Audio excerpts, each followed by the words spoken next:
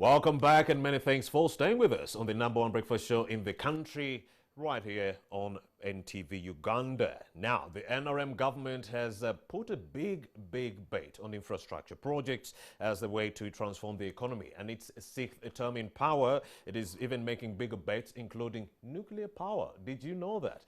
Now, to expand more on this conversation, I have the Minister of Works and Transport, General Edward Katumba Wamala, and he joins me right now on set. Very good morning, sir. Good morning, Mr. Thank you for joining us. Thanks. And first of all, congratulations on the projects you've completed. Thank you. You've been victorious in the last 5 years. I must say you've been doing a very tremendous job, sir. Thank you.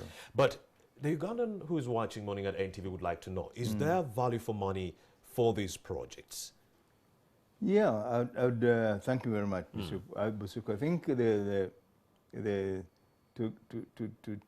to decide whether there's value for money is it may be difficult for an infrastructure for somebody to see the direct benefit. Indeed. It's not like a business investment. Indeed. That you put money here and you sit there. Indeed. But if you look in terms of doing business, how it has facilitated doing business, that now you can move in one day, you can move from border to border. You can cross in from, for example, from Kenya on Maraba side, and you'll be in Chanika on Rwanda border in one day.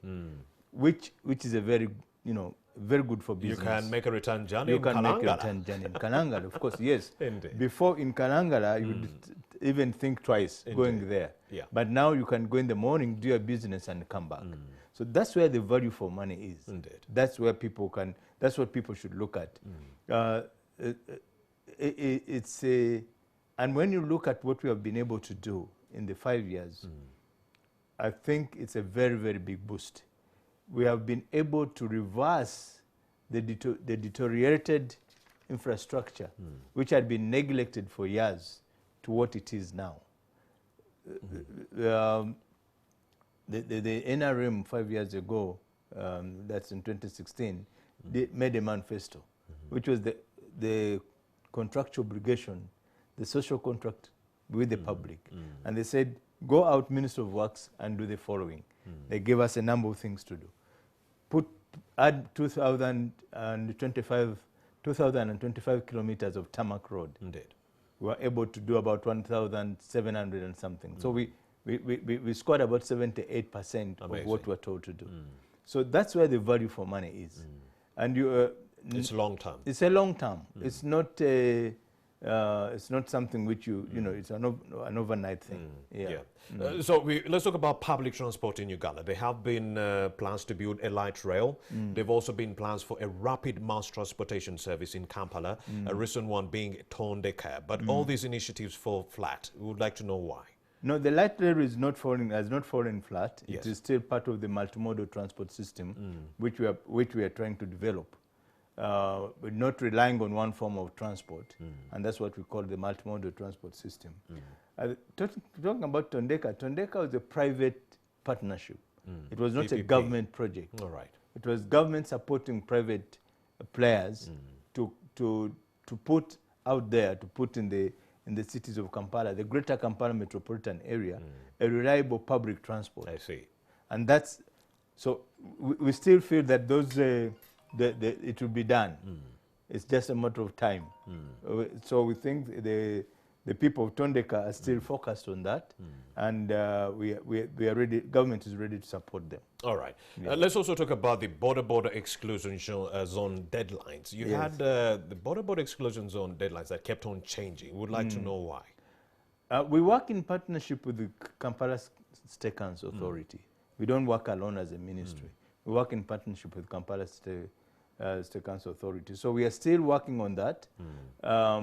You see, we have to balance, as we balance the boat. Indeed. Now we have to balance issues here. In Kampala, we still have a big challenge of public transport, right? Yes. And without reliable public transport, it may be very difficult for us to really say, get borders out of Kampala. But what we wanted to do is to organize their industry. Yes. For them to be more organized, to be better organized, to be more disciplined, and to be more reliable. Because right now you may get a maybe give him a task, and you may not be able to trace him after 30 minutes. Now, what we wanted to do was to organize them. We had worked with the state company, KCCA, that organized stages. These stages must be registered with the registered operators so that we know who operates at what stage, what is his name, what is his contact number, how can we identify him. If he takes a passenger, can that passenger, if he forgets something on his border, can he be able to say, border number so-and-so from stage so-and-so is the one who took me from point A to point B.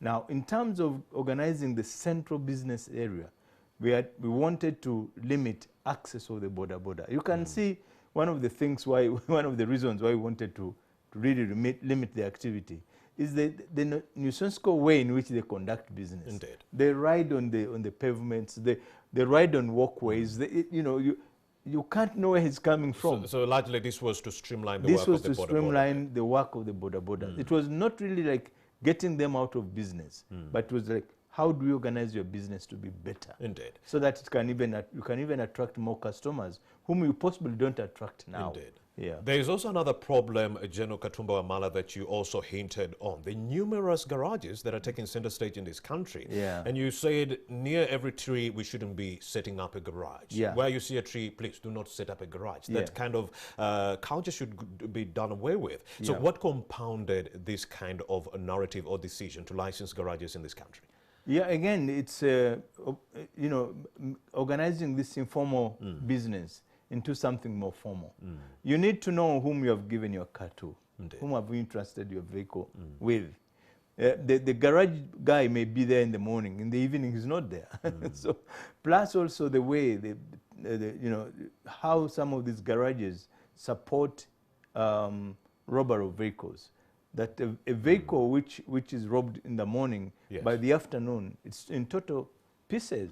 But if we have these registered garages and we know who operates where, then we will be able to say, track this vehicle to such and such a garage. So the idea is really to organize the informal way of doing business into a formal way. In terms of even tax correction, Indeed. how can you correct tax from a guy operating under a tree? It's also believed, it's also believed, General, that these individuals are employing unqualified individuals. Yes. Small young boys. You find one senior mechanic Yeah. taking charge of small young boys who are in charge of dismantling and assembling of the car, meaning there could be some operational mistakes in That's there. true. That's true. So you walk out of a garage today and you're back tomorrow, simply because you have got unqualified people handling your vehicle. And all this goes back to how much money you may spend, the vehicle owner. Instead of spending maybe 10,000 to have your vehicle back on road, you may spend 3 times as much, simply because it's being handled by unqualified people. All right. So if I get involved in an accident, they go back to the records. They see I recently visited garage A, Yes, yes. and maybe a problem, a mishap, a mistake was made in this garage that led to my accident. So someone will be held to account. Yeah. All right. So that's the whole idea. Speaking of disorganization, there's another simmering problem within the Uganda Airlines Corporation. Yes. Cornwall Malaya, the CEO, and the 10-member senior management were all disbanded for some 3 months, pending investigation. I would like to understand what is happening. No. Let's correct the impression. Please correct. It's not disbanded. These guys have worked since 2018 to set up the airline. There was nothing. Indeed. As far as Uganda Airlines was concerned. Indeed. They started practically from scratch, doing all the documentation, doing the certification, setting up the systems, doing the recruitment. For 3 years on end, they have been working. Indeed. Right? Now, in public service, you are supposed to take leave every year. And you're not allowed to accumulate leave. Now, for all this time, these guys have been working, and they have never taken leave. Yes. Now, we realized that now we are in low temp operation because of a number of reasons, Yes. COVID being one of them. Indeed. We are not flying as much as we would have expected to fly because of COVID. You can't go to some destinations. And we thought that now that we're in low temp operation, can these people take leave? And then we also see these seconds in command, quote unquote. If tomorrow something came up, would they be able to hold? Can they be able to take the mantle? So this is what is happening. It's not like they've been, it's not true that they've been disbanded or dismissed. No. Well, what we're hearing, they were suspended pending an investigation into misuse and mismanagement of funds at the Uganda Airlines Corporation. Since the matter is still, there is still a lot to be, I wouldn't want to go into that. Yes. Because then I would jeopardize whatever is being done. But for starters, these people were not disbanded, they're not suspended, they're on leave. Yes, we may be taking that time also to look into how they've been doing business, but it's not as bad as what I've seen in some papers, how some people projected them. It's good because that you've been able to come and iron out that fact. Yeah, some people were saying that they failed to make profits, that's why they were put aside. Indeed. I don't know which business. In the financial year 2019, 2020, they made a loss of over 102 billion. They only made a profit of over 34 billion against a projected revenue of 334 billion Uganda shillings. Yes, but let's be sincere to ourselves. I don't know which business can make profit in the first year. Indeed. Leave alone an airline. Leave alone an airline which was starting and then COVID sets in. Right? Indeed. If there is any industry which has been highly affected by COVID, it has been the air industry. Indeed. And so Uganda Airlines could not have been different. I think I've heard every business wants to be given a jack-up. Not so? Every business they're asking for help us to get to recover from the COVID. Yes. So how did we expect Uganda Airlines to make a profit in its first year of inception in the period of COVID? I think that was expecting too much. Indeed. But then you have the CEO, Cornwell Mulea. In his petition, he raises a very pertinent issue. He says most of the board members appointed to the airline have no background in aviation industry and cannot make informed decisions. Do you appoint people who are qualified to the board of the airline under your supervision? Yes, the board is different from management. The Uganda Airlines was set up as a business. I see. Not as a parastatal. Let's get that right. It's not a parastatal of the Ministry of Works. It's not a directorate. It's a business. And so it was set up on a business platform. Indeed. And what we're looking at as people who have business acumen, who can be able to drive this as a business. Indeed. But on the board, there are some technical people. One of them is actually Azikuziwa. He was involved even right from the inception of the airline. Yes. So there is a technical person. And in the management, that's where the technical people are. On the board makes policies. Yeah? Board does not run day-to-day business of the airline. Who runs the day-to-day business of the airline? CEO and his technical people. So it may not necessarily be that you need a big chunk of the board, because the board is about, I think, 5 or 7 people, that you need maybe 3/4 of that board as technical people. It may not be necessary. Cornwell Mulea, the CEO, has already written to the president. He's alleging that he's under undue pressure from the board members for jobs, number one, and contracts. Well, some of those are human weaknesses which can be addressed. Yeah. Is there an organization which doesn't face such kind of challenges? Never. I doubt. Yeah. All right, let's talk about Uganda Railways Corporation. You have people who have been illegally occupying this land. There is a plan to resuscitate the old railway, and so these people have been asked to leave in the space of 6 months. Yes. You also instituted a land investigations committee to come up with a report. Yes. What should we know about this? Yeah, over time, Uganda Railways Corporation suffered. Suffered when we did a concession, when it was concession to RVR. Indeed. And those 10 so years really were, they did a disservice to Uganda Railways Corporation. We lost assets, not only in terms of land and property, but also even in terms of, rolling stock like the locomotives and wagons and all that. Now, we realize that if you're going to make business attractive, one of the most expensive things in a business is transport. I'll give you an example. To transport a 40-foot container on road from Mombasa to Kampala is between $2,800 to $3,400 on road. If you put it on rail, it's $1,750. Indeed. You can see the saving. Yes, you are. So we realize that it was a mistake to concession that levy line to RVR, to the levies to RVR. Maybe it was in good spirit, but then they failed to run it as profitably as we thought. Now, in the process, we have even lost much of the infrastructure of the levy line. You know because that of the encroachment. yes, leave alone the encroachment plus the vandalization.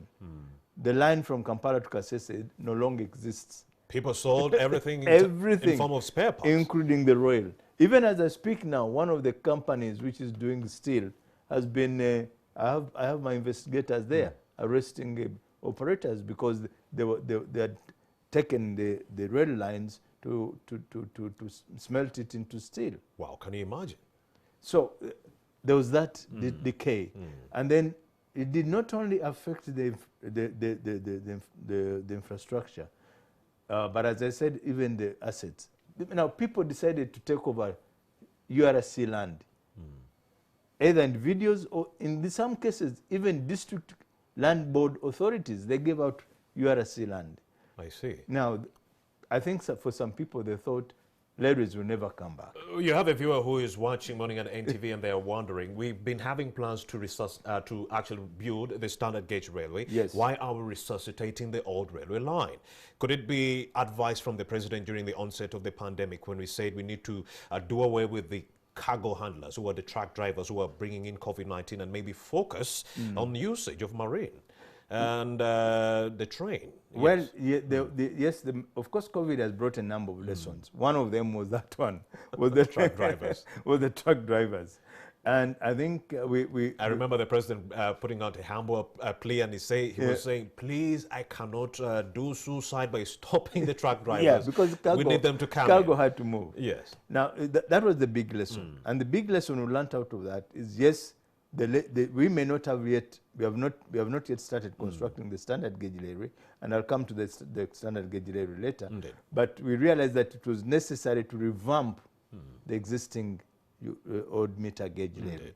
Because even when we are going to construct the standard gauge railway, we shall still need the meter gauge railway to transport the equipment. I hear you. Which will do the standard gauge railway. Indeed. So we have now revamped, we are now in the efforts to revamp the meter gauge railway. Yes. We have started on that. For example, we started with the Port Bell Kampala line, which has already been revamped. We have also opened the southern route to Mwanza. We have our ferry wagons, which are now working. Kawa is working. Pamba will soon be back online. We have done substantial repairs with it in partnership with the private player. We are now hauling most of our fuel from Kisumu by rail and rail to Jinja. So the meter gauge cannot be done away with. And even if we were to develop the standard gauge railway, the meter gauge may not be. Even our brothers in Kenya, they are also revamping the meter gauge railway. For example, they have constructed the standard gauge railway from Mombasa to Naivasha.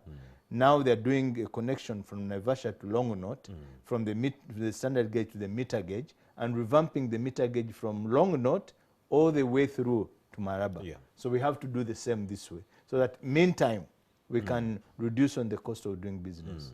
Now, the standard gauge railway, people are saying you told us the standard gauge railway is not coming. Yes. Of course, the standard gauge railway was conceived as a regional project. Indeed. And we have even regional protocols as far as the standard gauge railway is concerned. So it's a project which is embraced by the whole region. It's not only a Ugandan project or Kenya. And these protocols have been signed. They're there. I love the fact that the meter gauge railway is going to aid the building of the standard gauge railway. That should be the biggest takeaway. Yes. But also you have individuals who have been on this land for over 5 decades. You have an individual who was saying he's been on this land for over 56 years. His father bore him on the same land, and he was wondering where should he go. I'm not sure. Are we talking about compensation, General? No, I'm not sure. I'm not sure that somebody was born on the railway line. It's like 56 years they've been on this land. I don't think so. But again, people invaded our land, the URC land. But this is URC reserve land. Just like you see, UNRWA has put up, the reserve land for the roads. Yes, General. So even the railway line has a reserve line. And people know. Actually, the interesting thing, we're engaging them. And most of them say, yes, we know. This is railway land. But you had abandoned it. Yeah, well, yes. Yes, you agree. So they know they are we squatters. had abandoned it. Yes. But now we have come back. It's just like what happened here when the departed custodian board, when the Indian Asians, property. yes, when the Asians came back to claim their property, government said, take back. Please. Now we have come to claim our property. Please give. The Baganda House is saying that the owner of the buckle, if he says, please give me back my buckle, you just put up your hand and he takes it. So this is our land. Compensation will come in terms of the time you've given them to vacate the land. 6 months. All right. Yes. Let's talk about transportation and yes. how it compounds tourism and its growth. Do you believe the infrastructure projects we've put in place under your tenure have actually gone a long way in boosting tourism in this country? Actually, we still have a challenge there because we need to improve a lot of the infrastructure in the tourism belts. You're honest, and like, I love that. Yes, like in Bwindi, impenetrable forest where the gorillas are. Like in going to Kidepo. I've just been to Kidepo a few days ago. It's, it takes quite a drive, and it will be more attractive to tourists if they can make it faster. People these days are after time. Indeed. They don't want to, somebody doesn't want to waste 5 days going into the gorilla. But government has already identified that. We are among the priority infrastructure projects we are going to do is improving the tourism belts, the tourism roads. That's among the priority areas. We have finished the oil roads. Most of them are about 75–85% ready. So now the concentration is going to go on that, on the infrastructure in the tourism belts, so that we can make tourism attractive and not a pain. Indeed. Of course, somebody was making a joke that maybe the tourists enjoy getting stuck in the mud, and that's part of the tour. No. I don't think so. People want to move, go there, do what they want to do, and get out. So we are going to improve those road networks. How much of these targets have been achieved under the just concluded 2016-2021 manifesto? How much of it has been achieved? Not much in terms of the tourism. The tourism roads. But what we have done in that area is that we are already doing the feasibility studies and designs. Those are being done. The company which the money is being identified as to who will do the funding, and the companies to do the job. That's as far as we have gone. And we think that in this next 5 years, we should be able to make a big impact on that. As I was saying, we have been having a big concentration on the infrastructure in the oil belt, in the Albertine region, because we had to facilitate the movement of equipment into the oil belt. Yeah. What about issues to do with corruption? Has it impeded the projects that you've been expediting since your tenure began? I think we hear less of corruption these days, but we have... Because I was looking at the manifesto, and it was actually saying you would have achieved a lot, 100%, but then there's a problem of weak supervision of these public servants and the people who are expediting these government projects.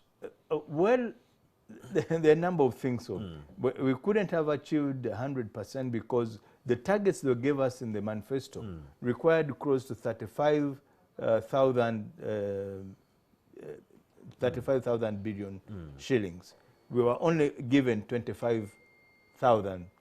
Wow. Which means we had the shortfall of 11,000 billion. So we couldn't have achieved the targets as they were set. That's one. Plus, even that one, the 25,000 plus billion shillings, which were in our medium-term expenditure framework, the releases never came to the 25,000. It came. We had the shortfall of about 18.8%. So these are issues which would not enable us to achieve the 100%. General, let me speak to you as someone who was here during the tumultuous time, 1981 all the way to 1986, during that war that took center stage, and also there's someone who was here when this country could only have 80 factories. Now we're boasting about 1,924, 4,000 actually, 4,900 plus factories in this country. Would you, how true is this statement? We are not where we want to be, but at least we are not where we used to be. That's very true. We are not where of course, that's where we would have loved to be. Indeed. We are not yet there. But are we making progress? Indeed. The answer is yes. We are making progress. We are moving towards there. As they say, Rome was not built in a day. You know, it's very easy to destroy, but very difficult to build. It takes a while. It's easy to put down a building. It takes a while to put it up. So the period of decay before 86, of course, is still hang on for us to be able to recover. Let me give you an example. I don't know whether you remember this. I don't know whether you were there. 86, 87. I was born in 91. See, I make 30 this month, 25th May. 86, 87. Indeed. If you wanted to go to take a taxi to Jinja, and you go to the old tax park, Yes, Jen. you'd need to get a kanyama to fight, go through the window of the vehicle, it buy a seat for you, and you pay 2,000 shillings or 3, so that if you didn't have the energy to fight, right? Today, the taxis are more than what you need. That's just a simple example. It was even harder to walk alongside a soldier back in the day, but Exactly. Very, very difficult. And so there are so many things which even the tarmac roads, how many kilometers of tarmac roads did we have? Even the ones which now were we had there. like 1,000. Even We the have ones more which now. were there. The Kampala Jinja Road, it would take you. Now we have 5,000. There used to be a joke that it's only a drunkard who drives straight on Ugandan roads, because every road was a pothole. But then what compounds the narrative coming in from the young people who would actually say that there was actually more development before 1986 than what we are seeing now? Yeah, What actually compounds this No, narrative? I think it's because That things were better back in the day. No, I think it's lack of exposure. It's just like hearsay. They don't know. They were not there to see. But because that somebody wants to make that narrative, he says, "Oh, in Burundi, things were much better." What was much better? I remember at that time when they were selling sugar at LC. In the LC, they would bring a sack of sugar to the LC, and then the LC would be the one to supervise. And you know what they used to do? The guy would bring a saucepan and put it down and put some bars on that saucepan, put a hole in the bag, and put the bag on top. Then he would say, "This is your bag of sugar." Then he would start scooping and selling, but the other quantity is going down in the, and people would line up. During that time, if somebody was your friend and has gone to Kenya, he would to bring you a Colgate and Coca-Cola, then you'd know that is your friend. Is that better now? Or was that better than what it is now? No. That now you can have a variety of sodas, not even Coca-Cola alone, but a variety of sodas. But then one would wonder and grapple with the fact, why are we seeing so many young people now pledge allegiance to the National Unity Platform Party, pledge allegiance to a group of politicians who are saying now we should be calling for protest in this country. And many young people are succumbing to such ideology. Would like to know why. No, I think it's a question of maybe we need to have engagement with these young people. Indeed. One of the things we don't do is, and I don't know whether it has changed, we don't teach a lot of the history of our country, not even in schools. When we go to teach history, we teach European history. Canadian prairies. Canadian Thank prairies. We teach about the Great Lakes, the Ontarios.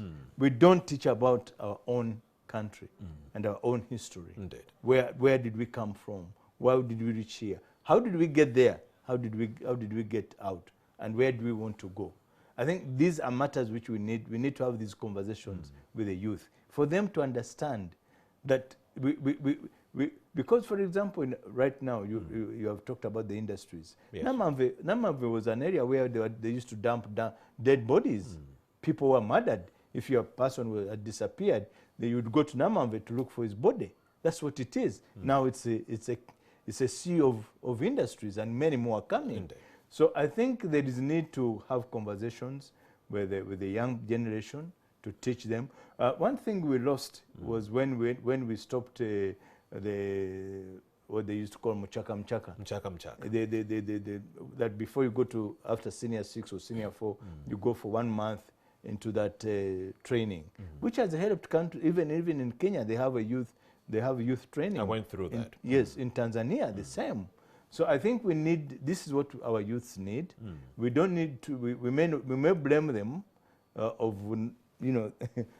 thinking of what is not what's not feasible, but maybe with the senior guys, we have not been engaging them. Like now you have told me, you're born 1990. 91. Now I was telling you about things of 1986. You have no clue. So that is the biggest problem, So the fact that the elders have not acquainted the young people yes, we need to engage the young history. people and also to give them, to show them that we are moving forward. All right, besides history and so forth, there are some recent factors that are precipitating what we are seeing right now, and that's the issue of unemployment general. Many of these young people are not having jobs, so it is much easier for a politician to acquaint this young person with the political ideology that they want, since they are actually idle and disorderly. They do not have a job. So it's easier to target that young man. Don't you think with the creation of employment opportunities, we would go a long way in alleviating this challenge of political brainwashing, if you will? That's true, but also is unemployment a preserve of Uganda? Unemployment of the youth? No, it's worldwide. You talk to the states, they go to Canada, go to where? Unemployment is a big challenge, it's a big issue. But has government made effort to address that? Yes, because first of all, when you hear people talking about Jinja was an industrial town, I've been here, I know how many industries were in Jinja, I know how many industries are here now, and I know how many industries are in Jinja. Right? But what has changed? One of the things which has changed is that most of these industries are technology run. They are no longer manual. Just to give you an example, in Night Hill, which is Peak Fair now, they used to have a section called spinning. Spinning used to employ people to work the cotton, right? And it was employing about 6,000 people. Now, artificial intelligence too called. Yes, in that section, only two machines operated by 4 people. So there is that element. So artificial intelligence has taken away some of the jobs. Exactly. But you have also talked about it, 4,000 industries, which are now up. How did we... First of all, we didn't have enough power to put up those industries, right? Until when the president made a very firm stand and said, you guys, you the parliament, you're not going to stop me. We have to develop the power. That's how Bujagali comes up and these other power stations. Now, you can't have industries to employ people when you don't have power. You need power. You can't have industries when you don't have infrastructure. The man has produced his goods. He wants to take them to the market. There's no road. So you must invest in infrastructure. You can't have industries if you don't have security. You know what time it took this country to have the security level it has now. How many rebel groups this country, NRM, has had to suppress? 26 since 1986. 26 rebel groups. Now, all that was taking... You were also instrumental in Koboko. Yes, that's all that was taking away resources and also engaging government. So now the security is available, infrastructure is being developed, power is here, industries can come. What we need to do more is to make our investment in our country more attractive to investment than what it is now. And thirdly, go ahead. Before you, as I wind up, we need also to link our industries to one of our most employing area, and that's agriculture. We need to link that. To aid the commercialization of agriculture. Exactly. If we can commercialize agriculture, then it will attract more youths to be there. Indeed. You see, I don't see, one of the reasons why I think the youth, for example, are not attracted to agriculture. He thinks of that hoe, which is Jaja was using. And when you talk about a tractor, they'll be like, I do not have the money to I do not have the money. So if we can be able to do that, make agriculture attractive, make it commercial in terms of production, and then we link it to the industries and have agro-based industries, I think then all these issues of unemployment will go. But also if you could take a walk one of these days, go to Namamve around lunchtime or at 5 when the industries are closing, and you see how many youths are walking out of those industries. You will appreciate that there's a level of employment. Go to Mbalala on Ginger Road, and at 5 or 6 in the evening, look at the number of youths who are leaving those factories. In a nutshell, we are not where we want to be, but at least we are not where we used to be. General Edward Katumba Wamala, many thanks for having made the time to speak to Morning at NTV. General Edward Katumba Wamala was also inducted in the U.S. Army War College International Hall of Fame in 2014. So he has been doing amazing work in the coffers of this country. My name is Romeo Bisiku. This conversation has largely come to an end, but we do have another that is largely in the offing shortly after this breather. Keep around.